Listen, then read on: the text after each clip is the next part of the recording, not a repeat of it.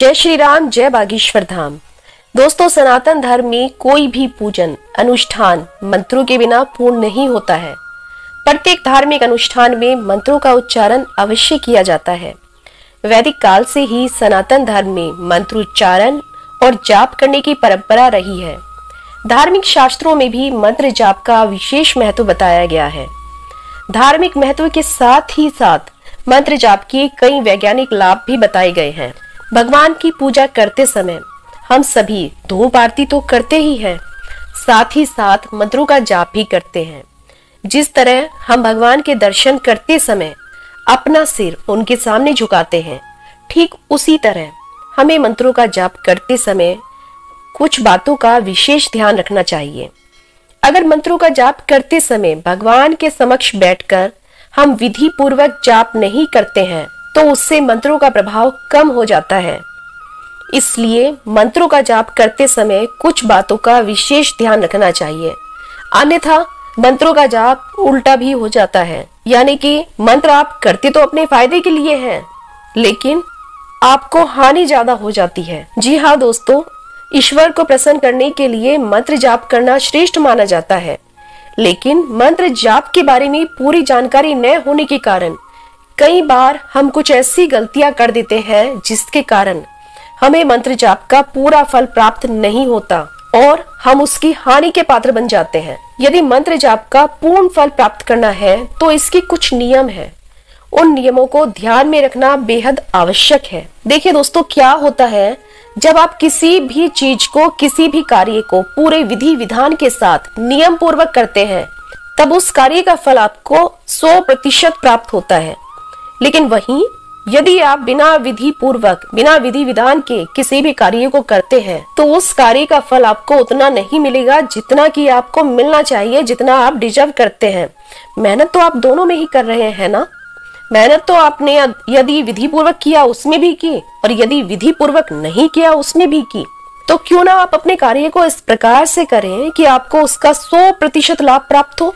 इसलिए क्यों हम सब आधा अधूरा फल प्राप्त करें, जबकि छोटे छोटे से ऐसे उपाय हैं जो कि मंत्रों को करते समय यदि हम ध्यान में रखेंगे तो मंत्रों का लाभ हमें कई गुना प्राप्त होगा। तो आइए जानते हैं कि वो कौन से ऐसे नियम हैं कि जिन नियमों को, जिन बातों को हम ध्यान में रखेंगे तब हमें मंत्रों का जो फल है ना वो पूरा का पूरा मिलेगा। देखिए, मंत्र 3 प्रकार के होते हैं, यानी कि मंत्रों का जो जाप है वह 3 प्रकार से होता है। जी हाँ दोस्तों, 3 प्रकार से।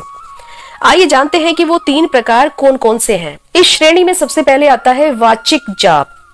वाचिक जाप में सस्वर मंत्र का उच्चारण किया जाता है, यानी कि बोलकर मंत्र का जाप किया जाता है, तो वह वाचिक जाप की श्रेणी में आता है। दूसरा जाप है उपांशु जाप।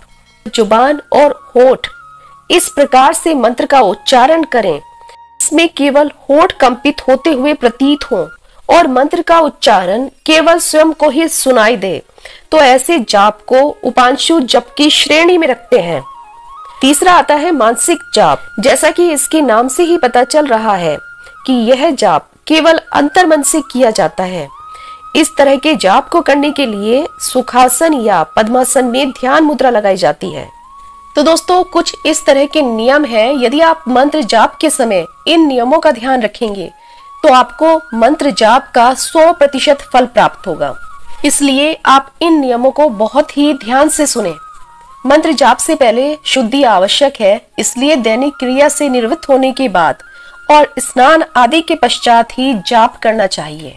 जाप के स्थान को भी भली भांति से स्वच्छ कर लेना चाहिए और एक स्वच्छ आसन पर बैठकर ही जाप किया जाना चाहिए। जाप के बाद आसन को इधर उधर नहीं छोड़ना चाहिए और न ही कभी भी पैर से हटाना चाहिए। जी हाँ दोस्तों, आसन पर कभी भी पैर नहीं मारना चाहिए, उसको पैर से इधर उधर नहीं करना चाहिए। आसन को एक जगह संभाल कर रख देना चाहिए। मंत्र जाप के लिए कुश का आसन सर्वश्रेष्ठ माना जाता है, यानी कुश ऊष्मा का सुचालक है, जिससे क्या होता है कि मंत्र जाप करते समय हमारे शरीर में ऊर्जा समाहित होती है। साधारण रूप से जाप करने के लिए तुलसी की माला उत्तम रहती है, लेकिन यदि किसी कार्य की, किसी भी विशेष कार्य की सिद्धि के लिए जाप किया जाए तो उसी देवी देवता के अनुसार ही माला लेनी चाहिए। जैसे भगवान शिव के लिए रुद्राक्ष, तो माता लक्ष्मी के लिए स्फटिक या कमलगट्टे की माला श्रेष्ठ मानी जाती है। मंत्र जाप करने के लिए एक स्थान को चुनना चाहिए ताकि जाप में किसी प्रकार की बाधा न पड़े और न ही आपका ध्यान भटके। जाप करने के लिए प्रातःकाल का समय सर्वश्रेष्ठ रहता है, क्योंकि इस समय वातावरण शांत रहता है, शुद्ध होता है और सकारात्मक रहता है। यदि हमेशा जाप करते हैं तो प्रतिदिन एक ही स्थान पर, एक ही निश्चित समय पर और एक ही मंत्र का जाप करना चाहिए। इससे आपको दुगने लाभ की प्राप्ति होगी। मंत्र जाप करते समय कभी भी माला को खुला न रखें। माला सदैव गोमुखी के अंदर ही ढक कर रखनी चाहिए। यानी कि जब आप मंत्र का जाप करते हैं, आपके हाथ में जब माला होती है तो माला को आप हमेशा ढक कर ही मंत्र जाप करें। जाप की माला खरीदते समय भली भांति देख लें कि उसमें 108 मनके होने चाहिए और हर मनके के बीच में एक गांठ होनी चाहिए, ताकि जाप करते समय संख्या में कोई त्रुटि ना हो। जिस देवी देवता का आप जाप कर रहे हैं उनकी छवि को मन में रखकर जाप करना चाहिए और नित्य कम से कम एक माला का जाप आपको अवश्य ही अवश्य करना चाहिए। एक और ध्यान देने योग्य बात, कभी भी बिना संकल्प किए मंत्र का जाप नहीं करना चाहिए, अन्यथा आपको फल की प्राप्ति नहीं होगी। आप जो भी कार्य कर रहे हैं, आप जिस भी कार्य की इच्छा पूर्ति के लिए मंत्र का जाप कर रहे हैं, आप उसका संकल्प लें, उसके पश्चात आप मंत्र जाप आरंभ करें। तो दोस्तों, ये कुछ ऐसे छोटे छोटे से उपाय थे जिनको यदि आप मंत्र जाप करते समय ध्यान में रखेंगे तो आपको मंत्र जाप का फल 100 गुना नहीं 1000 गुना प्राप्त होगा। इसलिए इन उपायों को ध्यान में रखें और यदि आपको वीडियो पसंद आई है तो वीडियो को लाइक अवश्य करें, अपने दोस्तों और रिश्तेदारों के साथ भी शेयर करें। एक और बात, यदि आप चैनल पर नए हैं और अभी तक आपने सब्सक्राइब नहीं किया है तो चैनल को सब्सक्राइब कर लें और साथ ही साथ बेल आइकन को दबाना ना भूलें।